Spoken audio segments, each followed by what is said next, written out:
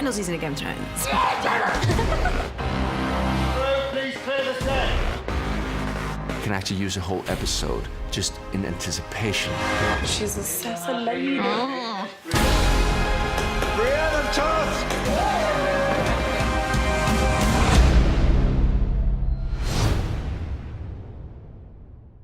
Weed out. Do we do the lines or we just look up?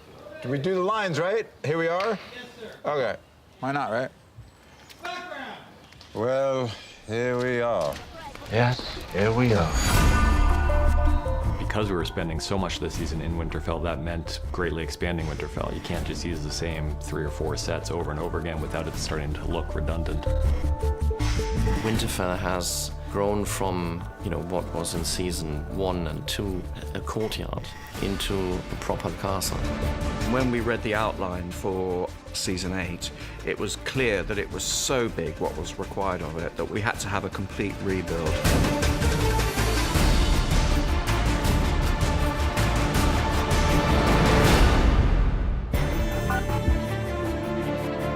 What was added for this season was the North Gate and the battlements and the North Courtyard because of the attack was going to come from the north.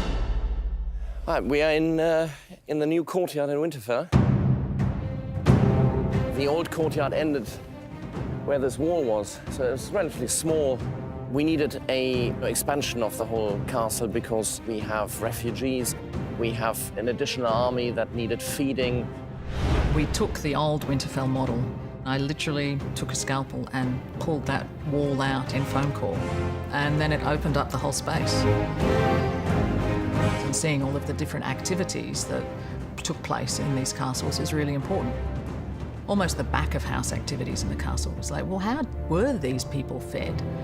Where did the beer come from? Just come through the North Gate in this area where we have got our soup kitchen. We made spoons and ladles and bowls and things that you kind of take for granted, but actually require quite a lot of work. And we have a brewery. We have barrels that are practical and people can be drinking. I do a lot of research in the history of food and what was available and what we would have eaten. The other side, we have our bakery. We would have breads that were made fresh and ones that were treated so that they wouldn't disintegrate after a couple of days. In working on a set that looks good on every angle, that's why it gives you the options, You could literally go from one side of Winterfell, upstairs, downstairs, into towers, out of towers, and create these long continual shots. It was very, very exciting. I mean, there's so many layers, levels, which opens up a lot of chances of moving the camera through those after our characters. So what Deb did and her team was to create these incredibly realistic environments. If the actors are in an environment that seems real to them, it's much easier to get a good performance. Go inside and you're completely transported. You have to remind yourself by knocking on the walls, and then you can hear that it's fake.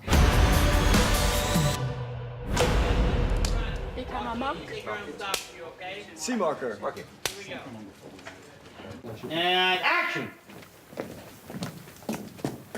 Turn. Go.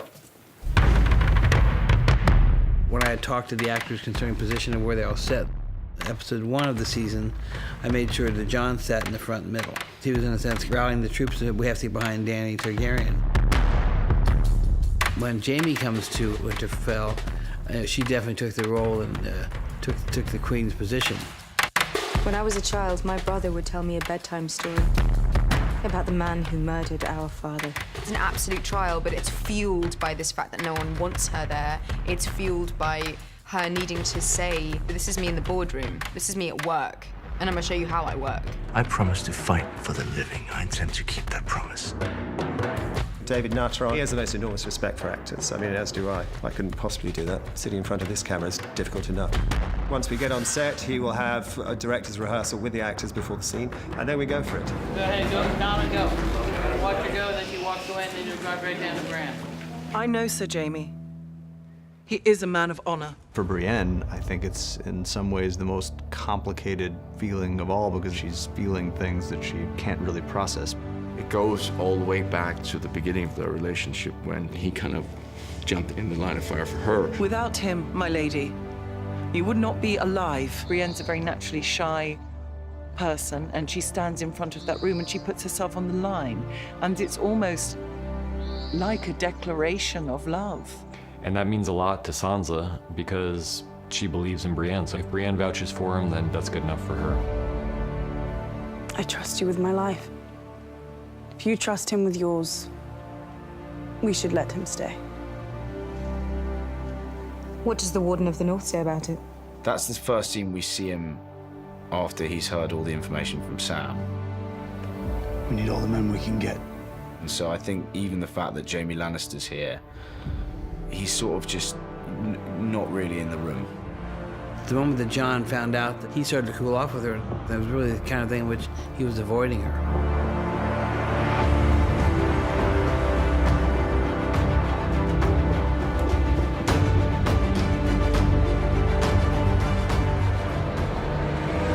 Print. 16 off the take. Okay, Joe? Yeah. Okay. Okay, ready and... In David Nutter's words, he was getting Winterfell ready for battle.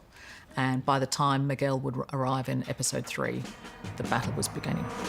And the thing that was really important to us was what steps would the residents of Winterfell take in order to protect themselves against the army of the dead. They would do as much as they could with dragonglass. We had the caltrops that were made. We also put shards of dragonglass on top of the battlements and the dragonglass logs. I had pre-engineered how to make the dragonglass, so chunks of resin, and then we'd nap it, shape it and grind it. Then we'd mould that and create hundreds of those types. From a very prop sort of sense, we had to make big piles of dragonglass that were movable. Background, weapons, spears, knives, daggers. Then using the forge work, how to make a sword, how to make an axe, how to make a spear. So incorporating all of those assets with Gendry. The whole thing's fully working. You know, the furnaces work, the forges are all, fully operational. And so, as an actor who's trying to look like he knows what he's doing, that's a challenge in half. Gendry's, in a sense, he's leading the guys of the forge because he understands all about dragonglass and understands how to turn those into weapons. Had to be molten dragonglass poured by an actor into a mould.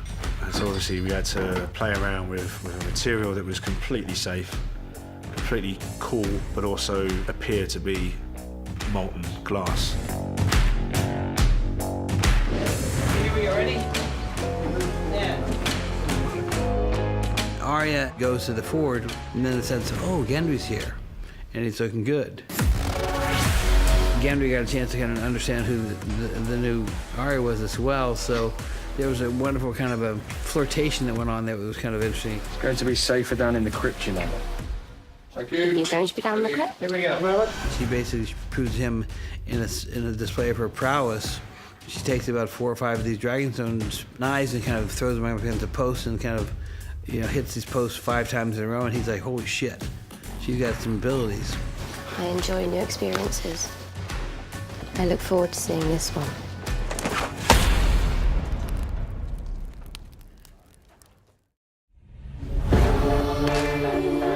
The library in Winterfell was something that I was very excited about designing, and it is a beautiful space. We wanted to make it look slightly different from all the libraries that we've done before. They're not great readers in Winterfell. We added little details, like, these dire wolf heads. The wolf heads in the Winterfell library were just a bonus, really. We built these beautiful hammer beams, and it was Halka's idea to put the wolf heads on the end of those hammer beams. So Darren, our sculptor, sculpted those little wolf heads. We took the sigil and just tried to develop it into a 3D world. And then we made a small model in clay to look like a carved wood, because it was going to go at the end of a piece of timber. If the audience picks up on them, that's fantastic. If they don't, then they enrich the set in another way. Ready? Yeah, sure. Lady Sansa, I was hoping we could have a word. Alone. Sorry, do that again. Hoping we could have a word. It was actually quite bizarre because I only see Emilia on screen And it's like kind of a fan moment. I mean, I know her in real life, but as Daenerys, I only see her on screen. But it was really, really fun to work with her. I thought you and I were on the verge of agreement before.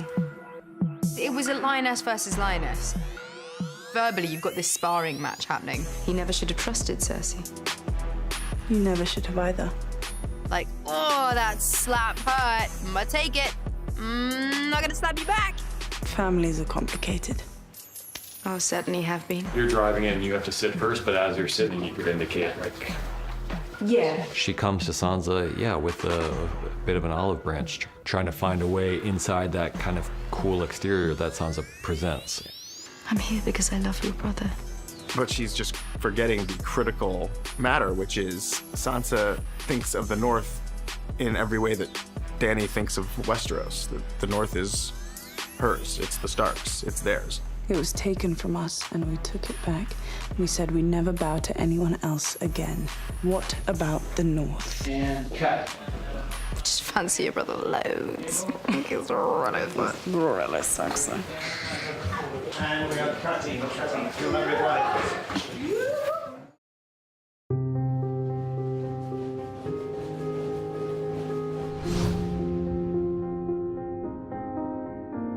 The way we had to light the night courtyard meant we had to dig trenches through a very thick World War II concrete lane for the megawatt power that we had to pipe in from the Jennies. So it was a bit more like preparing for Glastonbury than it was for preparing for a short stay location. Oh, for fuck's sake. May as well be at a bloody wedding. And we've cut, guys, we've cut. We had one night shooting. We had 3 principal cast up there, 3 cameras, background, our crew, and we had every kind of weather. We had clear skies, we had horizontal rain, horizontal sleet, big fluffy snowflakes, and so we had to cover ourselves in every kind of weather. It's very cool when you actually look at it and go, oh, that looks a lot better than we thought it was, considering it was pissing with rain, and you realise you got away with it. Where are you going? I'm not spending my final hours with you two miserable old shits.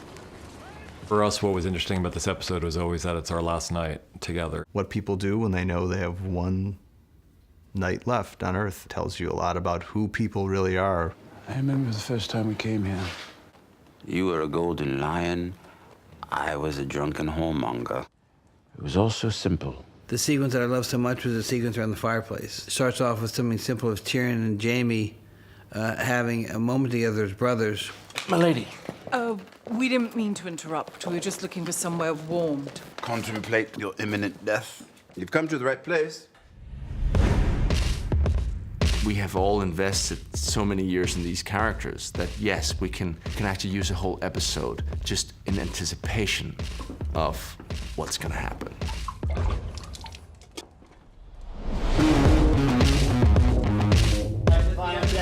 And there was a good gang in the room. We've got Peter and Tanya, myself, Brian, and that wonderful atmosphere that the guys have created.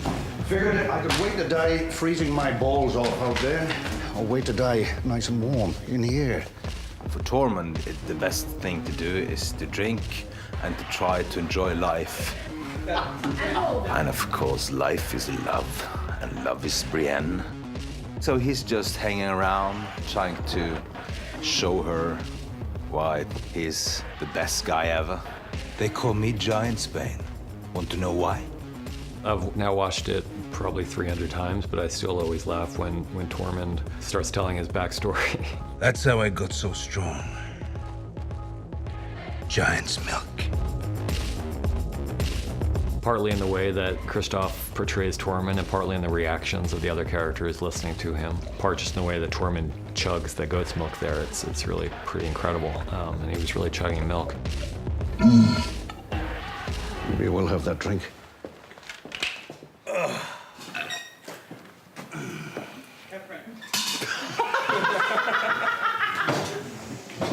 But it does not impress Brienne, I think.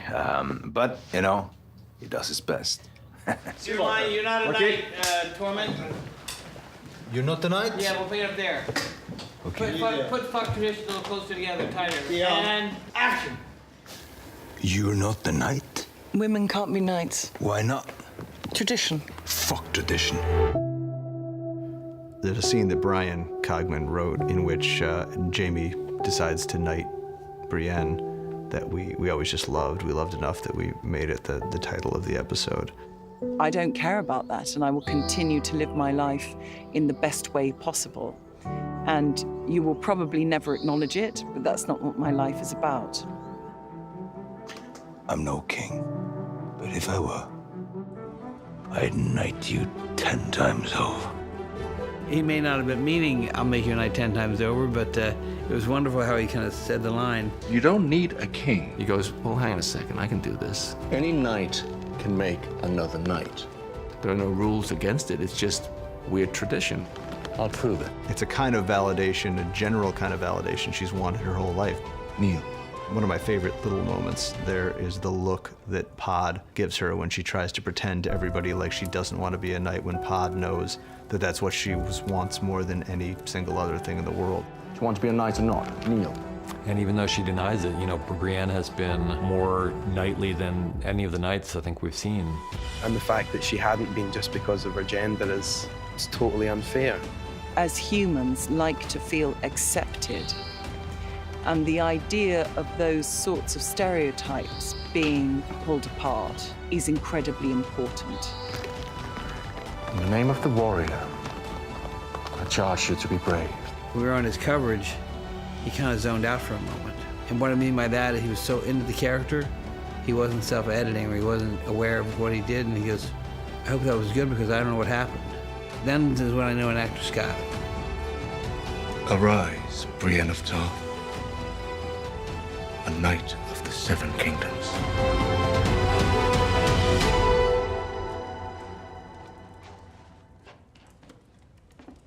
Living your life exclusively for the well-being of others in service of an idea greater than yourself. I am delighted that Brienne is recognized for that.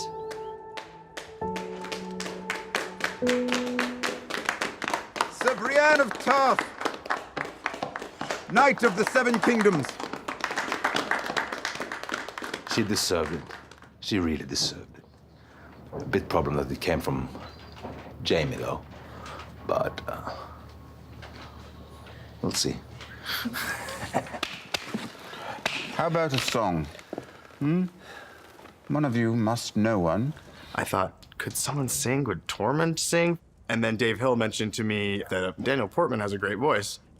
We haven't had an original in a while, so this felt like the place for it, and Daniel felt like the singer. Yeah, I was drinking a lot of herbal teas and honey and things like that to make sure, because it's very high. I don't usually sing as high as that. The person we hadn't seen for a few beats was Pod, so on Tyrion's close-up, profile close-up, Pod enters frame as the camera kind of finds him, and he starts to sing. Mark it. High in the halls of the kings who are gone, Jenny would dance with her ghost. What's cool is I wanted to shoot it, as a continuous shot. It was great because he kept in tune and rhythm for a long time. The ones she had lost and the ones she had found. What I really wanted that episode to be was a love letter to the characters, because I love them so much. In most of the scenes of that episode, it's really these characters in a room sharing their humanity. The ones who'd been gone for so very long, she couldn't remember their names. I pledge to fight for the North, and I will fight. Spun her around on the damp old stones, spun away. Your father told me how to do what's right. This is right. And she never wanted to leave. Never wanted to leave. Never wanted to leave. Never wanted to leave. Never My name. wanted to leave. My real name Never wanted to leave. is Aegon Targaryen.